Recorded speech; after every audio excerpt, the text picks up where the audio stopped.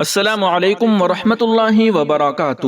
ناظرین و سامعین، آج 31 جنوری 2025 جمعہ کا دن ہے۔ اس وقت کی تازہ ترین رپورٹیں لے کر آپ تمام حضرات کے بیچ حاضر ہوا ہوں۔ آپ سے درخواست ہے کہ اس ویڈیو کو مکمل دیکھیں اور اپنے تمام دوستوں احباب کے پاس اس ویڈیو کو شیئر فرمائیں اور اس چینل کو سبسکرائب ضرور کر لیجئے گا۔ چلیے پہلی رپورٹ شروع کرتے ہیں۔ اروند کیجریوال پر طاہر حسین برہم، کہا حقوق کی لڑائی میں تنہا چھوڑ دیا۔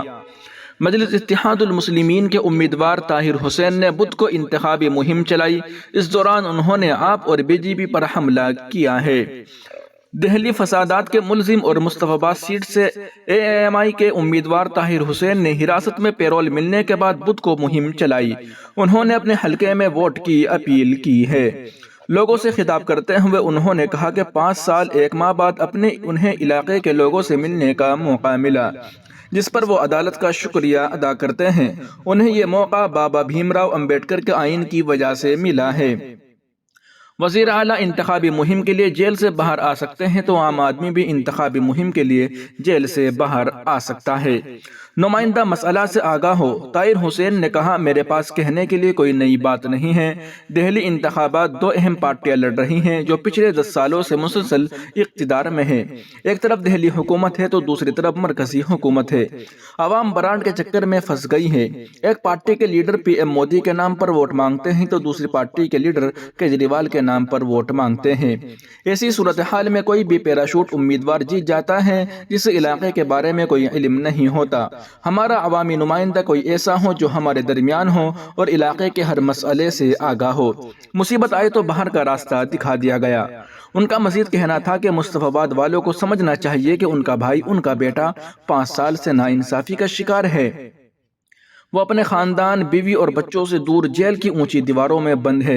علاقے میں 10 سال سے کوئی کام نہیں ہوا۔ صرف بی جے پی کو ہرانے کے نام پر ہم سے ووٹ لیے گئے، لیکن جب ہم اپنے حقوق کے لیے لڑتے ہیں تو ہمیں تنہا اور لاوارث چھوڑ دیا جاتا ہے۔ جب مجھے پریشانی کا سامنا کرنا پڑا تو مجھے باہر کا راستہ دکھا دیا گیا۔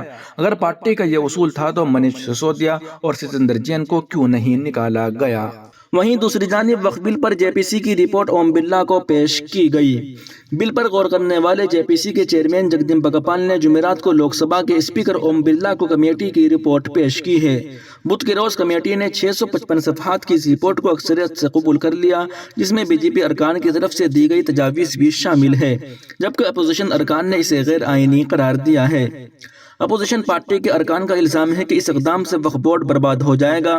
بی جے پی ارکان نے زور دیا کہ لوک سبھا میں پچھلے سال اگست میں پیش کیا گیا یہ بل وقف املاک کی انتظام میں جدیدیت، شفافیت اور جواب دہی لانے کی کوشش کرے گا۔ بی جے پی ممبر پارلیمنٹ جگدمبا پال کی سربراہی میں کمیٹی کی رپورٹ کو 11 کے مقابلے 15 ووٹوں سے منظور کیا گیا۔ اپوزیشن ارکان نے اس کمیٹی کی رپورٹ پر اختلاف رائے کے نوٹس دیے ہیں۔ 44 دفعات میں ترمیم کی تجویز تھی۔ کمیٹی کی پیر کو ہوئی میٹنگ میں بی جے پی ممبران کی تجویز کردہ تمام ترامیم کو قبول کر لیا گیا۔ اپوزیشن ارکان کی ترامیم بھی مسترد کر دی گئی۔ کمیٹی میں اپوزیشن ارکان نے وقف ترمیمی بل کی تمام 44 شقوں میں ترمیم کی تجویز پیش کی تھی۔ یہ بھی دعویٰ کیا گیا کہ کمیٹی کا تجویز کردہ قانون بل کے جابرانہ کردار کو برقرار رکھے گا۔ وقف ترمیمی بل 2024 کو 8 اگست 2024 کو مشترکہ پارلیمانی کمیٹی جے پی سی کے پاس بھیج دیا گیا تھا، جب اسے مرکزی اقلیتی امور کے وزیر کرن رجیجو نے لوک سبھا میں پیش کیا تھا۔ اس بل کا مقصد وقف ایکٹ 1995 میں ترمیم کرنا ہے تاکہ وقف املاک کو ریگولیٹ کرنے اور ان کی انتظام سے جڑے مسائل اور چیلنجوں کو حل کیا جا سکے۔ وہیں دوسری جانب اتراکھنڈ کے یو سی سی میں کیا اصول ہے، اس کو بھی جانتے چلے۔ اتراکھنڈ میں یکساں سول کوڈ کو لاگو کیا گیا ہے۔ اس میں سب سے زیادہ بحث لیو ان رولز کے حوالے سے ہو رہی ہے۔ یو سی سی کے حوالے سے دھامی حکومت کے وضع کردہ قوانین کے مطابق جوڑوں کو لیو ان رجسٹریشن کے لیے 16 صفحات کا فارم بھرنا ہوگا۔ اس کے علاوہ کسی پادری سے ایک سرٹیفکیٹ لینا ہوگا جس میں لکھا ہو کہ محبت کرنے والا جوڑا اگر چاہے تو شادی کرنے کا اہل ہے۔ اگر کوئی جوڑا اپنے لیو ان ریلیشن شپ کو رجسٹر نہیں کرتا ہے تو اسے 6 ماہ تک جیل کی سزا ہو سکتی ہے۔ اتراکھنڈ میں یو سی سی کے قوانین نہ صرف مقامی باشندوں پر لاگو ہوں گے بلکہ دوسری ریاستوں سے وہاں رہنے والے لوگوں پر بھی لاگو ہوں گے۔ لیو ان کے حوالے سے یو سی سی کے کیا اصول ہیں؟ لیو کے لیے رجسٹریشن آن لائن اور آف لائن دونوں طرح کی جا سکتی ہیں۔ اس میں آپ کو یہ بھی بتانا ہوگا کہ آپ پہلے سے ہی لیو ان ریلیشن شپ میں ہیں یا لیو ان ریلیشن شپ میں جانے کا ارادہ رکھتے ہیں۔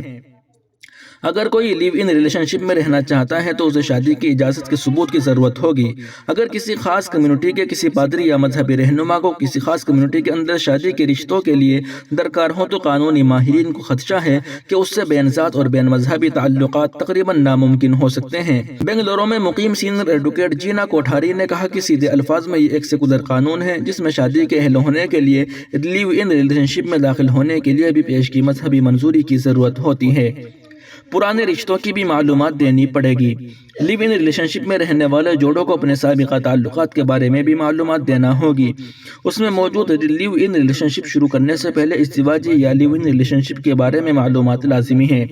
ان دستاویزات میں طلاق کا حتمی حکم، شادی کی منسوخی کا حتمی حکم، شریک حیات کی موت کا سرٹیفکیٹ، ختم شدہ لیو ان ریلیشن شپ کا سرٹیفکیٹ شامل ہو سکتا ہے۔ UCC کے تحت رجسٹرار کو یہ اختیار حاصل ہے کہ وہ اپنے طور پر یا کسی بھی فرد کو اپنے لیو ان ریلیشن شپ کو رجسٹر کرنے کے لیے شکایت کی بنیاد پر نوٹس جاری کرے۔ اس کے علاوہ اگر لیو ان جوڑے کی عمر 21 سال سے کم ہے تو رجسٹرار کو ان فریقین کے والدین کو مطلع کرنا ہوگا جو لیو ان ریلیشن شپ کو رجسٹر کر رہے ہیں۔ وہیں دوسری جانب مولانا ارشد مدنی کا بھی بڑا بیان آیا ہے۔ انہوں نے کہا کہ کوئی ایسا قانون جو شریعت کے خلاف ہو ہمیں منظور نہیں ہے۔ اتراکھنڈ میں یکساں سول کوڈ نافذ کرنے کے فیصلے کو عدالت میں چیلنج کرے گی جمعیت علماء ہند۔ یکساں سول کوڈ کے نام پر امتیاز کیوں؟ اگر درج فہرست قبائل کو آئین کے روح سے منظور شدہ بل سے مستثنیٰ رکھا جا سکتا ہے تو مسلمانوں کو کیوں نہیں؟ مولانا ارشد مدنی صاحب نے کیے بڑے سوال۔